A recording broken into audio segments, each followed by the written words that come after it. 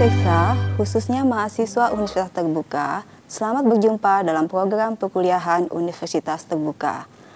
Pada pertemuan ini, kita akan membahas mata kuliah Manajemen Keuangan dengan topik struktur modal. Subpokok dari materi ini adalah pengertian struktur modal, teori tentang struktur modal, dan faktor yang mempengaruhi dalam struktur modal.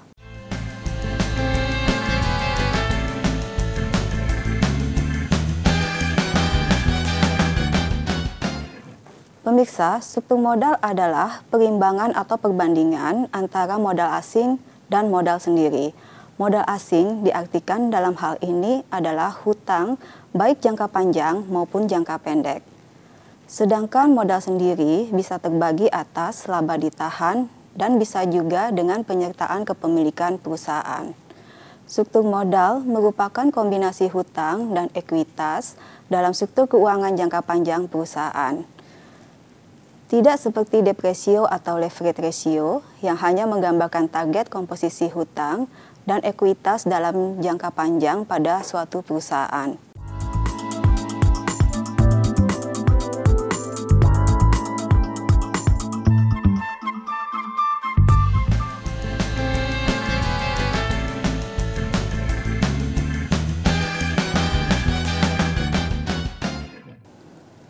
Untuk mengukur struktur modal tersebut, maka dapat digunakan beberapa teori yang menjelaskan struktur modal dalam suatu perusahaan. Yang pertama, teori pendekatan tradisional. Pendekatan tradisional berpendapat akan adanya struktur modal yang optimal. Artinya, struktur modal mempunyai pengaruh terhadap nilai perusahaan, di mana struktur modal dapat berubah-ubah agar bisa diperoleh nilai perusahaan yang optimal. Kedua, teori pendekatan Modigliani dan Miller. Dalam teori ini berpendapat bahwa struktur modal tidak mempengaruhi perusahaan. Dalam hal ini telah dimasukkan faktor pajak, sehingga nilai perusahaan dengan hutang lebih tinggi dibandingkan dengan nilai perusahaan tanpa hutang. Kenaikan tersebut dikarenakan adanya penghematan pajak. Ketiga, teori trade-off dalam struktur modal. Dalam kenyataannya, ada hal-hal yang membuat perusahaan tidak bisa menggunakan hutang sebanyak-banyaknya. Suatu hal yang penting adalah dengan semakin tingginya hutang akan semakin tinggi kemungkinan kebangkrutan. Biaya kebangkrutan tersebut bisa cukup signifikan. Biaya tersebut terdiri dari dua hal, yaitu biaya langsung adalah biaya yang dikeluarkan untuk membayar biaya administrasi atau biaya lainnya yang sejenis. Kedua, biaya tidak langsung adalah biaya yang terjadi karena kondisi kebangkrutan. Perusahaan lain atau perusahaan lain tidak mau berhubungan dengan perusahaan secara normal. Misalnya, supplier tidak mau memasok barang karena mengkhawatirkan kemungkinan tidak akan membayar. Biaya lain dari peningkatan hutang adalah meningkatnya biaya keagenan antara pemegang hutang dengan pemegang saham akan meningkat. Karena potensi kerugian yang dialami oleh pemegang hutang akan meningkatkan pengawasan terhadap perusahaan. Pengawasan bisa dilakukan dalam bentuk biaya-biaya monitoring dengan persyaratan yang lebih ketat dan bisa dalam bentuk kenaikan suku bunga. Keempat, teori pecking order. Teori trade-off mempunyai implikasi bahwa manajer akan berpikir dalam kerangka trade-off adalah penghematan pajak dan biaya kebangkrutan dalam penentuan struktur modal. Dalam kenyataan empiris, nampaknya jarang manajer keuangan yang berpikir demikian. Secara spesifik, perusahaan mempunyai urutan-urutan preferensi dalam penggunaan dana. Skenario urutan dalam teori pecking order adalah sebagai berikut. Pertama, perusahaan memilih pandangan internal, Dana internal tersebut diperoleh dari laba atau keuntungan yang dihasilkan dari kegiatan perusahaan. Kedua, perusahaan menghitung target rasio pembayaran didasarkan pada pemikiran kesempatan investasi. Ketiga, karena kebijakan dividen yang konstan digabung dengan fluktuasi keuntungan dan kesempatan investasi yang tidak bisa diprediksi, akan menyebabkan aliran kas yang diterima oleh perusahaan akan lebih besar dibandingkan dengan pengeluaran investasi pada saat-saat tertentu dan akan lebih kecil pada saat yang lain. Keempat, jika pandangan eksternal diperlukan, perusahaan akan mengeluarkan surat berharga yang paling aman terlebih dahulu.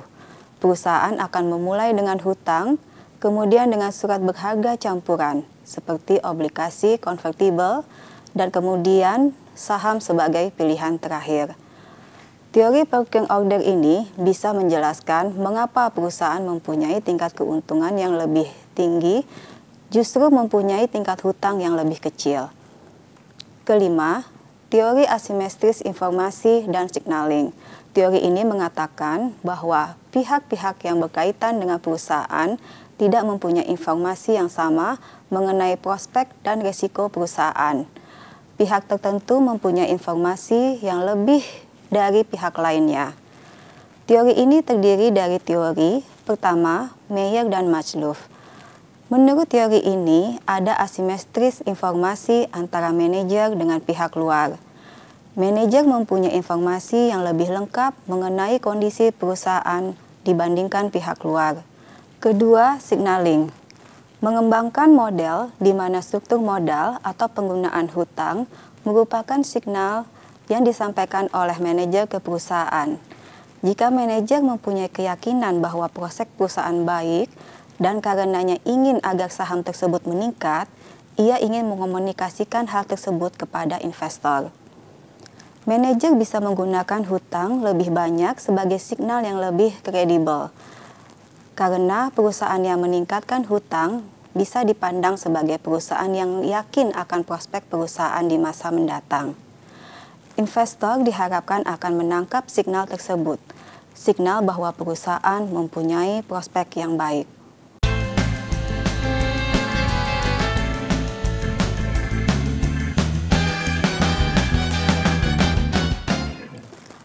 Ada beberapa faktor yang dapat mempengaruhi struktur modal, antara lain struktur aktiva atau tangible. Kebanyakan perusahaan industri yang sebagian besar modalnya tertanam dalam aktiva tetap akan mengutamakan pemenuhan modalnya dari modal yang permanen, yaitu modal sendiri. Sedangkan hutang bersifat pelengkap. Perusahaan yang semakin besar aktivanya terdiri dari aktiva lancar, akan cenderung mengutamakan pemenuhan kebutuhan dana dengan hutang. Hal ini menunjukkan adanya pengaruh struktur aktiva terhadap struktur modal suatu perusahaan. Kedua, growth opportunity, yaitu kesempatan perusahaan untuk melakukan investasi pada hal-hal yang menguntungkan. Teori agensi menggambarkan hubungan yang negatif antara growth opportunity dan leverage. Perusahaan dengan tingkat leverage yang tinggi cenderung akan melewatkan kesempatan dalam berinvestasi pada kesempatan investasi yang menguntungkan. Ketiga, ukuran perusahaan atau firm size. Perusahaan besar cenderung akan melakukan diversifikasi usaha lebih banyak daripada perusahaan kecil. Oleh karena itu, kemungkinan kegagalan dalam menjalankan usaha atau kebangkrutan akan lebih kecil.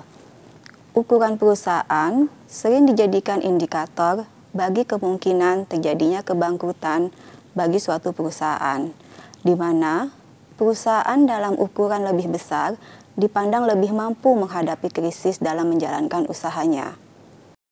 Keempat, profitabilitas teori purchasing order mengatakan bahwa perusahaan lebih menyukai internal funding.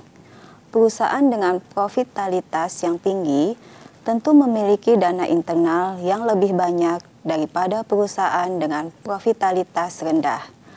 Menurut Birham dan Houston tahun 2001, perusahaan dengan tingkat pengembalian yang tinggi, investasi menggunakan utang yang relatif kecil. Tingkat pengembalian yang tinggi memungkinkan untuk membiayai sebagian besar kebutuhan pendanaan dengan dana yang dihasilkan secara internal. Hal ini menunjukkan bahwa profitabilitas berpengaruh terhadap struktur modal perusahaan. Semakin tinggi keuntungan yang diperoleh, berarti semakin rendah hutang. Kelima, risiko bisnis. Risiko bisnis akan mempersulit perusahaan dalam melaksanakan pendanaan eksternal, sehingga secara teori akan berpengaruh negatif terhadap leverage perusahaan. Saudara mahasiswa, dari uraian tadi, maka dapat diambil kesimpulan sebagai berikut. Pertama, bahwa struktur aktiva atau tangible, growth opportunity, ukuran perusahaan, profitabilitas, dan risiko bisnis, baik secara simultan maupun parsial, mempunyai pengaruh pada keputusan struktur modal suatu perusahaan. Kedua, dari faktor-faktor tersebut mempunyai pengaruh satu dengan lainnya, sehingga dengan demikian, para investor, kreditor, maupun manajemen perusahaan hendaknya memberikan perhatian yang lebih kepada informasi atas faktor-faktor yang mempengaruhi tersebut. Nah, saudara mahasiswa, berakhir sudah program video ini. Semoga program ini dapat menambah pengetahuan Anda tentang pengertian struktur modal, teori tentang struktur modal, dan faktor yang mempengaruhi dalam struktur modal. Terima kasih atas perhatian saudara. Selamat belajar dan sukses selalu.